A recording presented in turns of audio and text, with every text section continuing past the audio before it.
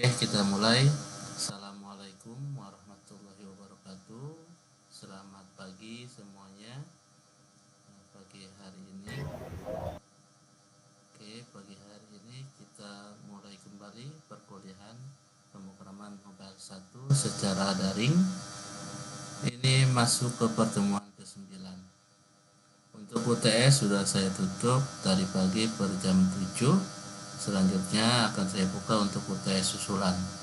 Bagi yang belum mengumpulkan atau yang kemarin tidak datang untuk absen, nah ini bisa mengikuti UTS susulan. Oke, untuk UTS susulan itu nanti kalian cek di pertemuan 8. Sudah saya buatkan linknya untuk upload UTS susulan dengan soal yang berbeda, batas waktunya 1 minggu. Untuk pagi hari ini masuk ke pertemuan 9, kita akan bahas topiknya antarmuka dan struktur proyek di Android Studio. Untuk materi, slide, dan tugas sudah saya postkan di kampus di pertemuan 9. Oke, bila mana ada yang mau ditanyakan ketika saya sudah mempresentasikan slide, monggo silakan tanyakan aja langsung ya. Oke, lanjut saja.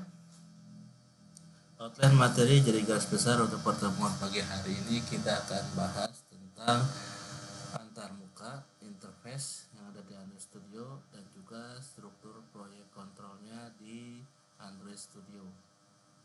Oke, jadi diawali ketika kita membuat project baru, empty activity, tampilannya seperti ini. Nah, di sini merupakan antarmuka Android Studio. Sebentar akan saya buka Android Studio saya. Jadi diawali dari layout, activity di sini. Ini akan muncul jendela baru, contohnya masih kosong itu seperti ini diawalinya.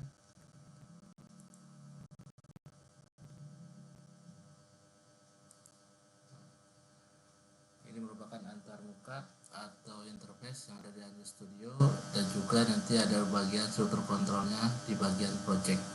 Nah, ini dua hal yang penting. Oke, kita mulai dari yang pertama, yaitu di bagian atas yang disebut dengan menu bar. Nah, menu bar ini yaitu bagian file, edit, view, sampai help. Ini merupakan pilihan menu-menu yang ada di Android Studio, di mana berisi dari sub menu untuk komen ataupun untuk membuka slide yang lain ataupun menu pilihan yang lain. Nah, seringnya dipakainya di bagian run app, ataupun yang bagian build, clean project, dan reboot project. Ada juga di bagian yang SDK, di tool, SDK manager, ataupun di page manager. Oke, kemudian di bagian bawah menu bar ada yang mama sebut dengan toolbar. Toolbar ini merupakan ikon-ikon di mana merupakan bagian dari sub menu yang ada di menu bar, dan kalau kita dekatkan sendiri dari ikon ini akan muncul nama ikon tersebut, contohnya reload, kemudian back, kemudian make project, kemudian run app, dan sebagainya, sampai yang terakhir ini kita coba untuk Genymotion di page manager. Nah, di sini sendiri ketika kita akan melakukan misalkan run app, ini akan terhubung dengan sub menu yang lain, salah satunya ini device. Nah, kalau misalkan seperti ini contohnya no device, walaupun di run app maka dia akan error. Kenapa? Karena tidak ada target device-nya. Karena ini berupa mobile, kita harus membuat emulator terlebih dahulu, lewat fisikal ataupun lewat virtual. Nah, kemarin juga sudah kita bahas topik tersebut.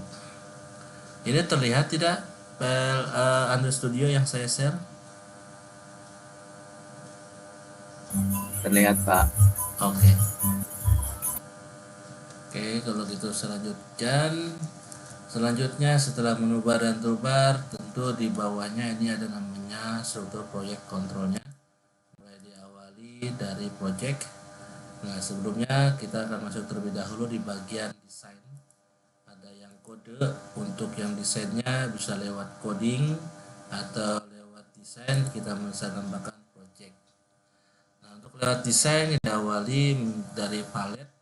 Palet ini merupakan objek-objek dasar atau objek-objek default yang ada di Android Studio yang bisa kita terapkan. Misalkan ada text view, dipilih, tinggal drag and drop di bagian desain yang kita buat. Nah, di sini otomatis nanti akan ditambahkan semua objek yang kita pilih tersebut. Kemudian ada juga button, nah ini terlihat ada objek text view-nya. Kemudian juga button dan sebagainya. Kemudian di bawah palet ini ada yang dinamakan dengan component tree. Component tree ini merupakan semua struktur objek yang ada di dalam desain. Nah, ini berupa desainnya constraint layout, kemudian di dalamnya ada objek text view, button. Nah, di sini bisa kita lihat ada tandanya merah. Nah, tandanya merah ini merupakan error, di mana error ini merupakan missing constraint karena layoutnya constraint. Nah, di sini kita bisa membuat solusi untuk constraint tersebut dengan ada pilihan atribut. Nah, atribut ini terdiri dari seperti like a property, objek tertentu misalkan kita pilih, maka ini atribut dari objek tersebut. Contohnya button, ID-nya button. Nah, ini constraint-nya. Cukup kita klik plus di dalam constraint widget. Nah, otomatis dia akan membuat constraint sendiri, yaitu merupakan, ada yang nanya?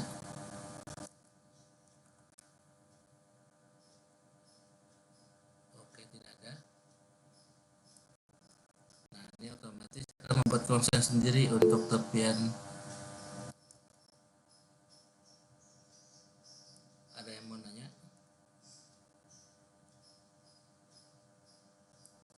Oke, tidak ada. Nah, dia akan membuat tepian sendiri sehingga hilang errornya daya missing constraint. Nah, ini masih ada satu di bagian text view, kita buat constraint-nya.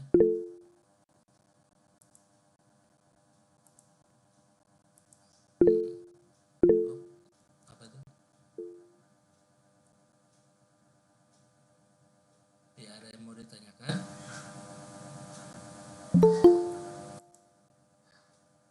Izinkan. Oke, kalau tidak ada saya lanjutkan. Nah, di sini terdiri dari missing constraint layout. Nah, layout di sini ada yang sedikit kurang rapi di bagian bawahnya. Nah, ini hilang. Sudah, tinggal digerakkan saja atas kiri kanan atas atau atas bawah seperti itu. Oke, lanjut. Mulai dari tadi palet, objeknya yang kita pilih, kemudian desain. Nah, desain sendiri ini defaultnya itu ada dua, yaitu desain dan blueprint. Blueprint ini merupakan klise atau bayangan dari desain aslinya. Ini biasanya saya tidak melihat dari blueprint, cukup dari desainnya saja untuk menghemat space yang ada di layar. Tapi kalau senang pakai blueprint, monggo silakan pakai blueprint. Kemudian juga ada tampilannya view option, biasanya saya klik show system UI. Nah, kalau misalkan tanpa sistem UI ini tampilannya seperti ini, putih. Nah, tapi kalau sistem UI ini akan terlihat seperti nantinya akan diinstal di handphone, tablet dan sebagainya. Nah, ini terlihat seperti ini. Dan masing-masing objek tadi akan terlihat di atributnya. Nah, mulai dari ID-nya. Nah, ID ini nanti kita akan pakai ketika kita mulai mengcoding.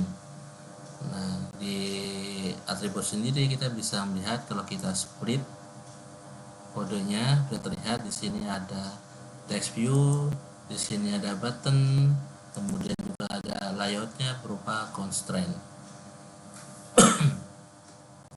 Kemudian ini desainnya. Kemudian ada component tree, tadi component tree itu yang di bawah palet. Kalau kita lihat di desain ada component tree. Nah, ini paletnya, objek yang bisa kita pakai default. Kita bisa menambahkan juga objeknya dengan klik kanan add to design. Misalkan kita mau ngambil objek-objek yang ada di luaran, misalkan contoh di web developer, dan kita bisa masukkan objek tersebut di sini. Kemudian ada dari component tree, ini komponen dari mulai layoutnya, kemudian objeknya apa saja di dalam layout tersebut.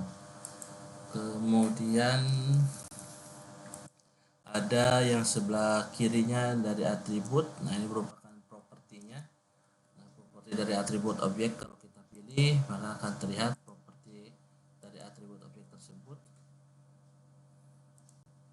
Nah, ini mulai dari text view. Di sini ada text view 1, text view 2. Kemudian ini atributnya untuk constraint, dan ini ada teksnya bisa kita rubah. Selamat pagi.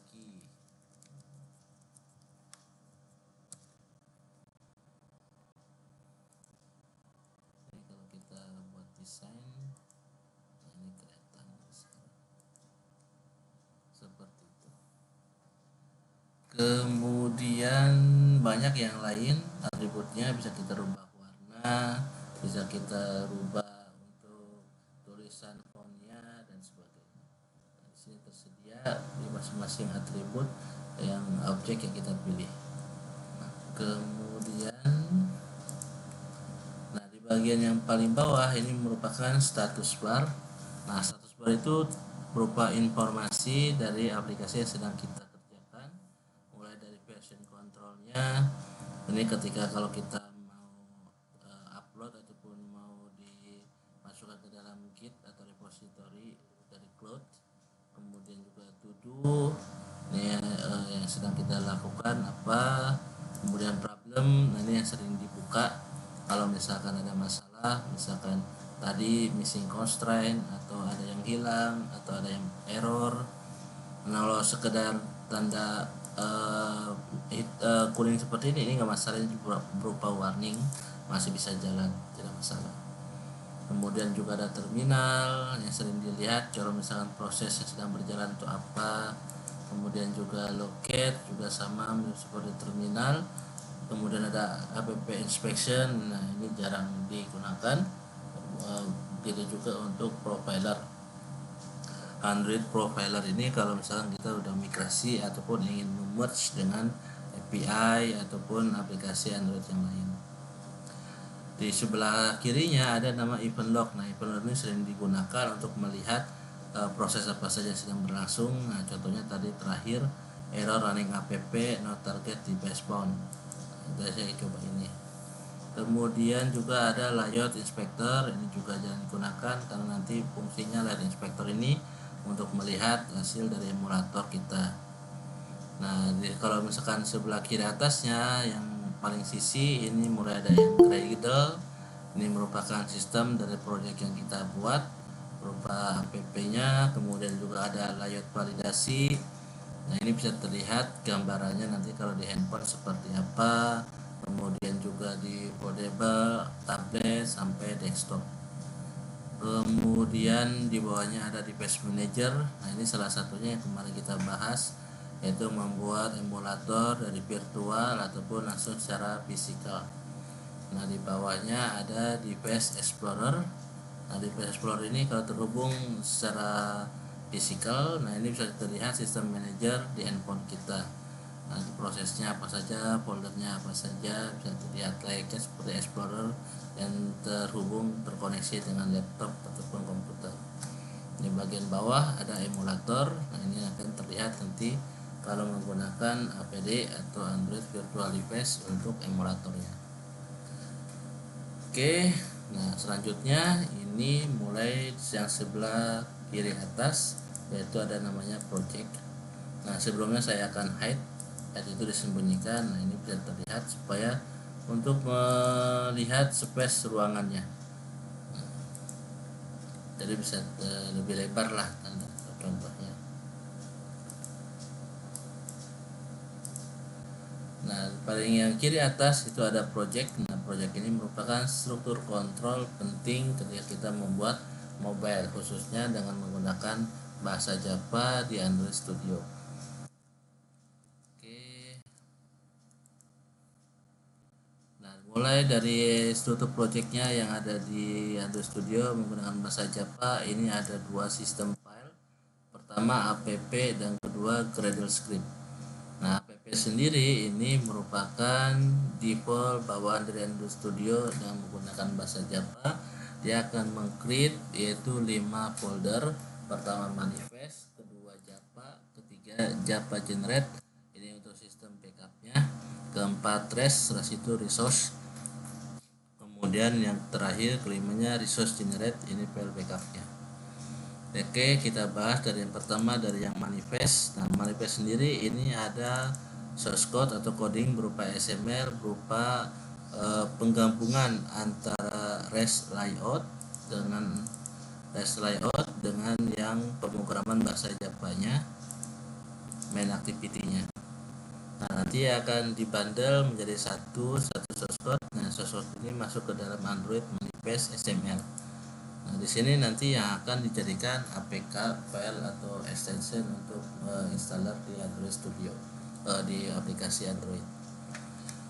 Oke, mulai dari yang namanya label, namanya judul, icon, tema dan sebagainya nanti akan masuk ke sini, dan juga akan menentukan layout mana yang akan jalan terlebih dahulu di Android manifest. Nah, misalkan saya punya layout yang pertama ini, kemudian yang kedua ini. Nah, nanti akan dilihat di sini mempunyai pasangan main activity Java 1, ada main activity 2 titik Java yang kedua. Nah, nanti akan dilihat di manifest ini yang pertama yang akan muncul mana. Nah, ini export true, yang akan muncul dia main activity yang pertama, sedangkan main activity yang keduanya sebut false. Nah, dan main activity yang berikutnya map activity di sini juga false. Nah, ini bisa ditandakan misalkan kalau kita klik button, kemudian mungkin muncul menu layout yang lain. Nah, seperti itu. Kemudian ini yang struktur proyeknya, kemudian diawali dengan manifest, ada nama, icon, tema, dan yang utama yaitu user permission. Nah, user permission ini merupakan nanti kita bisa menambahkan di bagian source code di Android manifest. Kalau misalkan aplikasi yang kita buat nanti perlu diizinkan untuk mengakses tertentu, salah satunya biasanya ya hardware yang ada di mobile, baik itu kamera atau butuh data telepon atau mungkin data internet. Nah, nanti kita coba minggu depan kita buat satu aplikasi, klik tombol nanti terbuka web browser di mana akan minta izin user permission untuk akses data internet. Kemudian juga nanti membuka kamera, menghidupkan flash dan sebagainya. Nah, kita buat user permission di sini di Android manifest. Kemudian yang kedua Java. Nah, Java ini dia ada 3 folder, yaitu untuk yang pertama main activity yaitu source code.java-nya, dan yang kedua ini berupa instrumen testnya. Nah, ini kalau misalkan ada perlu ditambahkan, misalkan ada API atau ada DLL ataupun ada komponen yang baru kita ingin terapkan di aplikasi kita, biasanya berupa security, hash dan sebagainya. Dan ini bisa masuk ke instrumen test. Kemudian yang tiga yaitu unit test. Nah, biasanya unit test ini dipakai kalau kita ingin mengekstrak ataupun menggabungkan dengan aplikasi Android yang lain. Nah, itu di luaran itu banyak aplikasi yang sudah jadi, dan itu di open source kita bisa merubah menjadi tampilannya, ikonnya menjadi sesuai yang kita inginkan, dan kita bisa publish kembali dengan nama aplikasi kita. Karena awalnya resource, maka ketika kita publish itu pun menjadi open source juga, bisa dirubah juga sama orang lain seperti itu.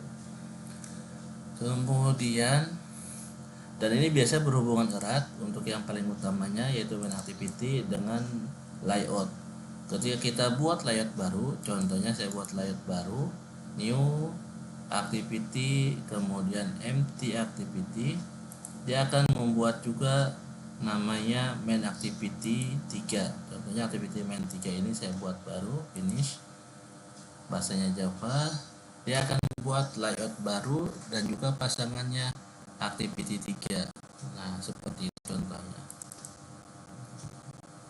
Saya buat layout baru, dia pun akan membuat main activity 3. Jadi satu pasangan di mana ada yang di depannya yaitu berupa foreground. Nah, ada juga yang di belakangnya berupa background atau backdoor, itu berupa source code-nya.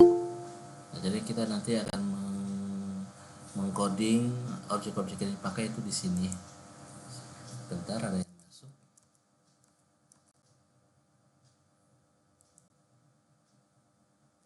Oke, saya lanjutkan. Nah, di sini import ini baru 2, ini defaultnya yaitu berupa activity dan OS bundle.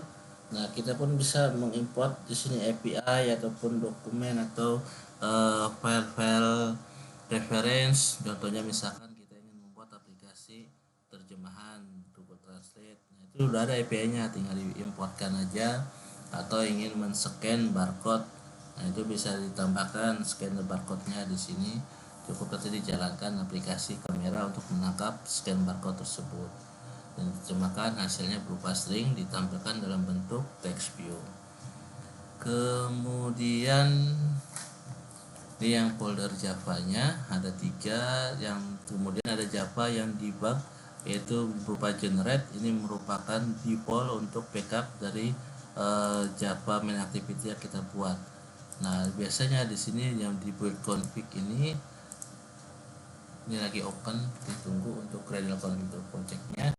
Nah, ini berupa versioning, mulai dari version name-nya, version code, build type, application ID, dan debug.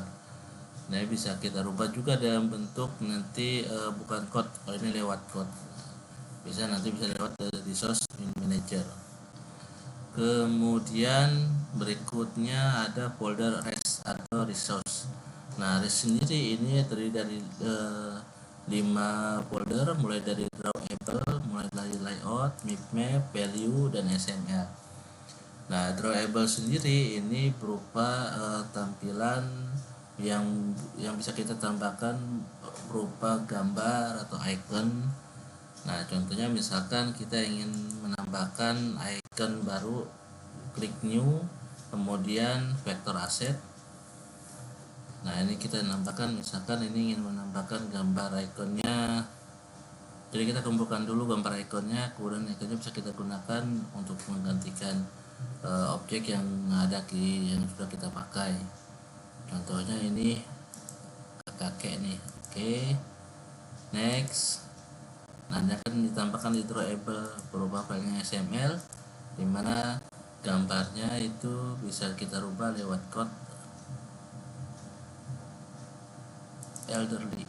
Nah, contohnya seperti ini. Nah, ini import bawaannya, kita juga bisa ngambil bisa dari luar untuk kita terapkan di Android Studio kita.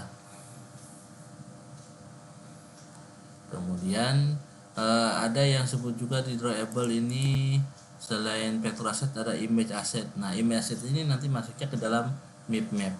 Nah, sebelum masuk map, kita bahas dulu terlebih dahulu dari drawable ini. Kita bisa masukkan langsung lewat file explorer di sini, ataupun lewat dari aplikasi Android Studio untuk menambahkan aset-aset ataupun icon yang kita inginkan.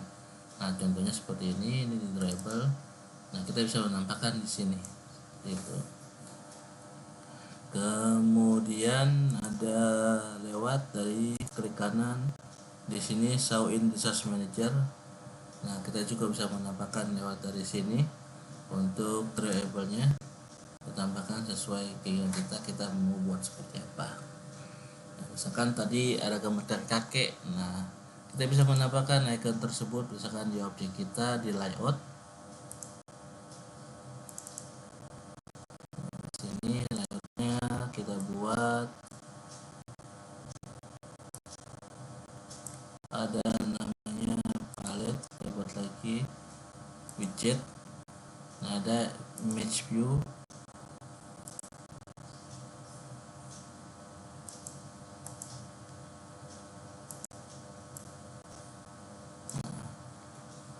Mesh view nya bisa kita ganti menggambar ke kakek misalnya gambarnya. Nah ikonnya seperti ini, ikonnya kecil. Nah ini pun bisa kita rubah menjadi lebih besar atributnya. Sebelumnya kita buat horizontal constraint.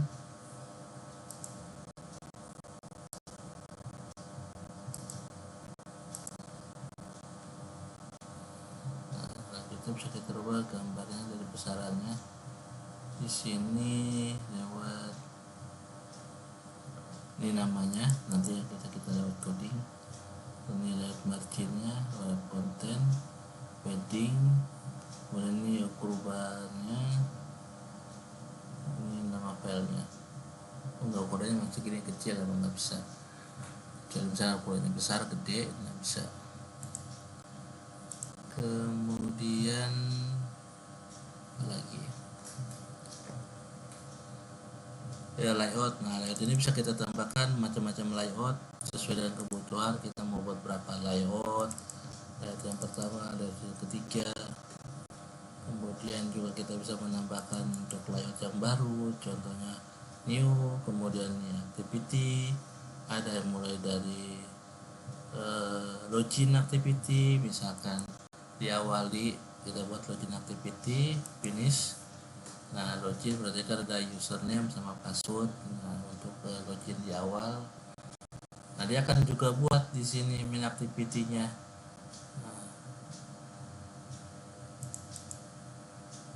ini lagi indexing pause, lagi mengupdate untuk login activity-nya.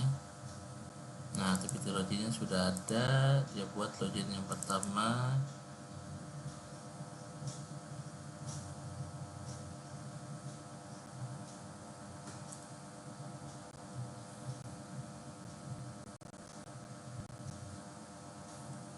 Kemudian intinya yang lain itu kita bisa tambahkan macam-macam layout yang kita inginkan.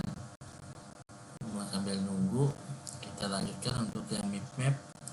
Map juga sama seperti drawable, kita bisa menambahkan map ini seperti layaknya drawable, menambahkan icon dan sebagainya. Nah ini muncul nih login, untuk activity login kita masuk ke email, password, kemudian klik send into register. Jadi sudah ada. Jika kita mau dibaca, oh saya nggak suka nih, tinggal tambah ini atau rubah ini, silahkan.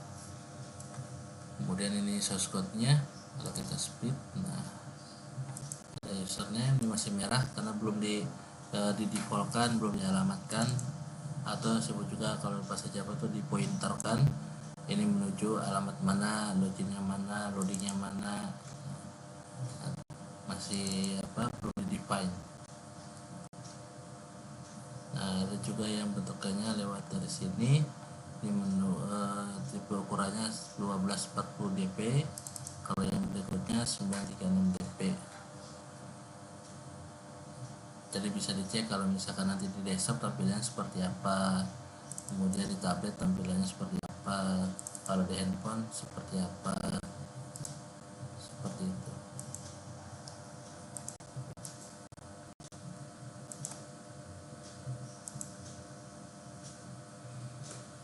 Oke, selanjutnya ada map. Ada yang masuk kali, saya cek dulu. Oke, tidak ada. Nah map ini juga sama, nanti seperti label kita bisa memasukkan bukan vektor aset. Kalau map itu berupa image asset. Contohnya misalkan klik kanan di bagian map, kemudian new, ada image asset. Nah kita ingin menambahkan image asset itu misalkan gambar. Contohnya kalau image sama vektor beda. Kalau vektor ukurannya kecil, tapi image kita bisa menjadi lebih besar. Dan gambar pesawat nih. Oke, nah ini ada ukurannya, DPI nya mau yang seberapa ukurannya, defaultnya seperti ini. Kemudian kalau kita tambahkan next, dia akan masuknya ke dalam map. Map semua STPL nya sampai dari 48 sampai 192. Oke, kalau kita tambahkan finish, nah di sini nanti akan ditambahkan untuk hasil launchernya, berupa hasil launcher untuk yang gambar icon tadi yaitu pesawat dan juga untuk accelerometer-nya. Tapi kalau roundnya di sini berupa web format, kalau ini berupa bisa PNG ataupun web format ataupun XML. Nah ini gambar itu ada pesawat. Tutup lagi.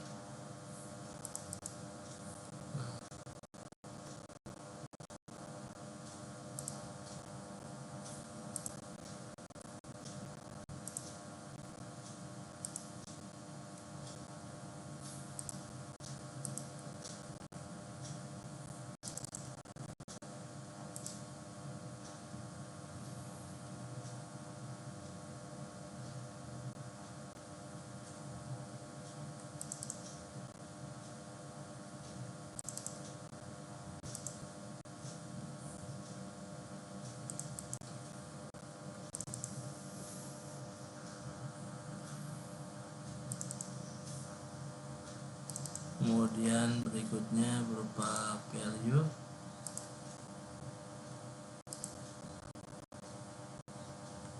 Nah, value ini berupa source code untuk kita merubah yang namanya color dan juga string berupa judul. Nah, color di sini berupa pewarnaan, biasanya mengacu kepada warna yang dipakai dalam bentuk layout. Misalkan layoutnya ini warna apa aja yang bisa ada di dalam satu layout. Tidak ada warna putih, hitam, biru, ungu. Nah di sini pun di color akan di-define warnanya. Kita pun bisa mendefine warna-warna yang lain, nanti bisa digunakan di dalam layout tadi. Contohnya untuk yang purple 200, 500. Nah ini kalau kita cek di sini juga ada.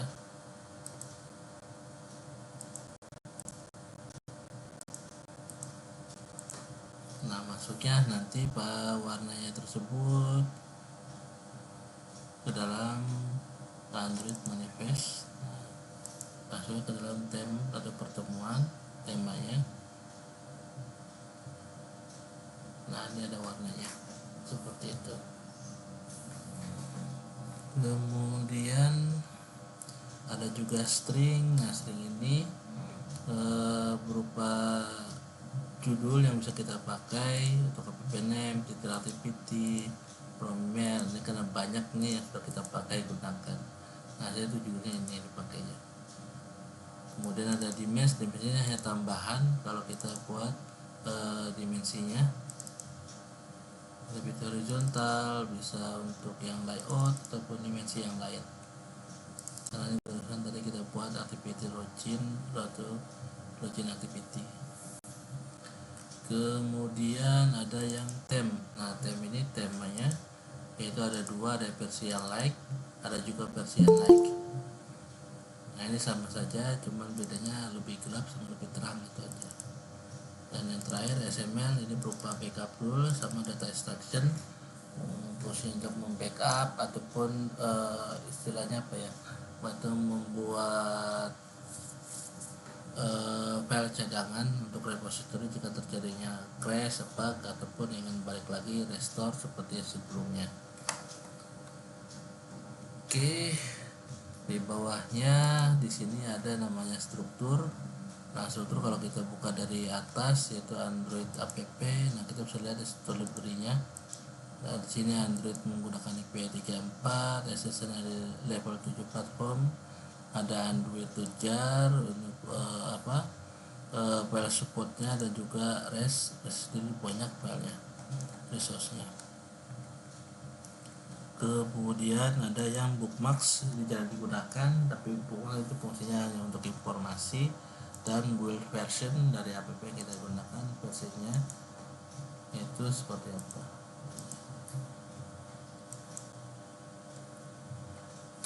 Oke, mana tadi? Oke, ini untuk ada yang masuk.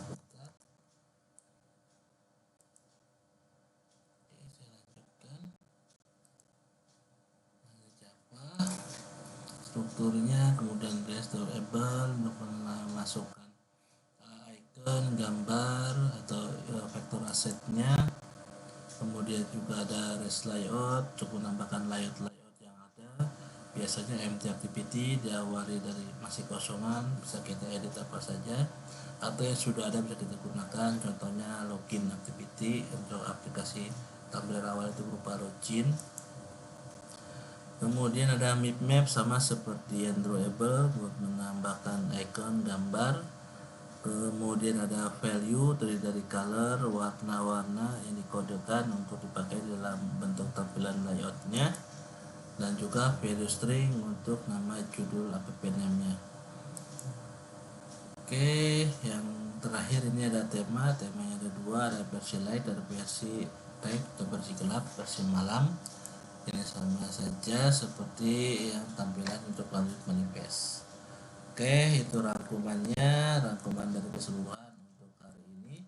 Kita belajar tentang interface atau antarmuka yang ada di Android Studio, kemudian juga struktur kontrolnya, dimana yang paling penting utama itu maksudnya di Android Manifest untuk membundle dua file mulai dari layoutnya yang digunakan, kemudian dia mempunyai pasangan activity-nya dijadikan satu di dalam manifest untuk dibuatkan file APK, kemudian baru nanti dikirim ke dalam bentuk emulator virtual ataupun fisikal seperti itu.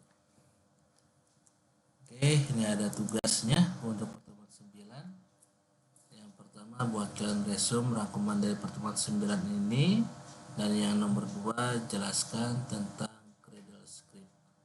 Nah, Cradle Script ini struktur kontrol yang paling terakhir bawah, di mana ada beberapa file pendukung mulai dari build Cradle-nya, kemudian modulnya, kemudian wrapper-nya, ada rule, ada property, setting, dan lokal.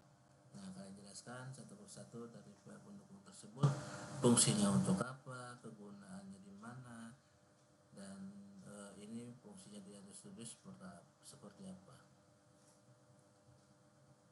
Oke, monggo silakan kalau ada yang mau ditanyakan. Ini selesai. Rekaman juga sudah berjalan. Sudah dapat 37 menit. Monggo silakan kalau ada yang mau ditanyakan, silakan.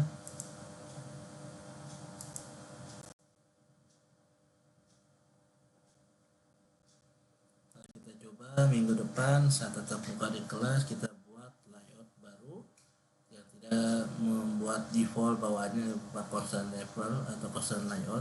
Kita buat layout baru, kita coba buat aplikasi untuk akses user permission menggunakan data internet, paket data, ataupun hardware yang ada, contohnya kamera atau flashlight, atau mengambil data handphone, seperti layaknya aplikasi-aplikasi yang lain di Android. Kalau kita ingin mengakses, biasanya dia minta user permission, apakah diizinkan atau tidak, seperti itu. Kalau diizinkan, dia lo akseskan, maka dia akan bisa mengakses hardware tersebut ataupun sistem tersebut. Tapi kalau tidak diizinkan, maka tidak bisa. Seperti itu. Oke, monggo silakan kalau ada yang mau ditanyakan.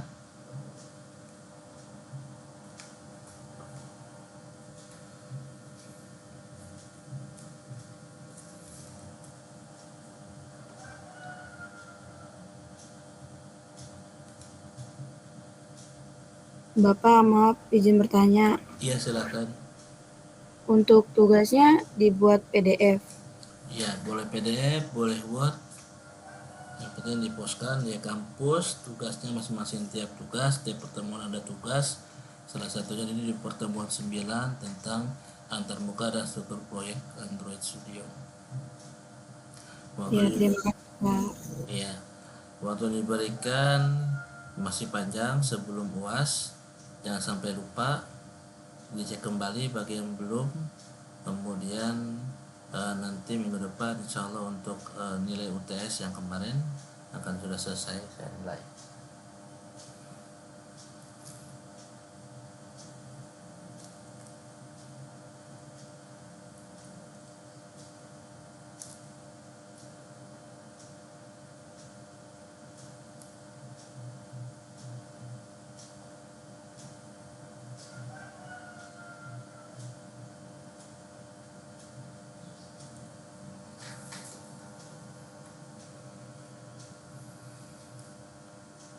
lupa untuk yang tidak mengikuti kemarin UTS atau belum mengumpulkan UTS bisa mengikuti UTS susulan.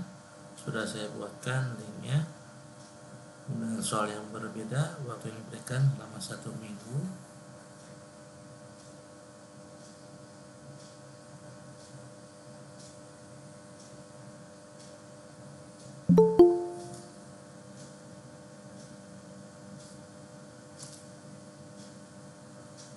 Ada yang masuk.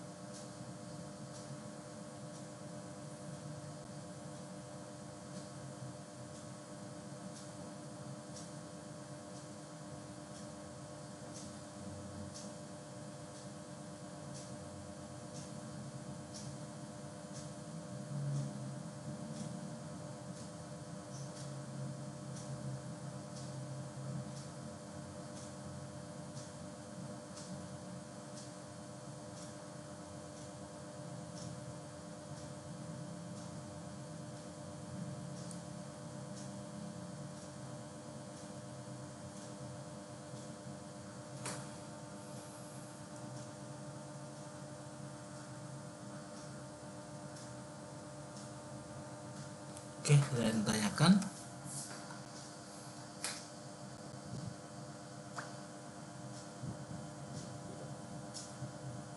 Ada yang boleh tanyakan? Monggo silakan, Mbak Mindu.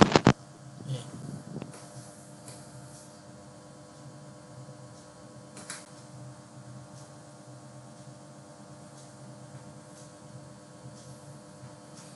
Oke, kalau tidak ada yang tanyakan, saya stop sharing. Kita ketemu lagi nanti minggu depan di kampus saat tatap muka di kelas. Jangan lupa untuk tugasnya.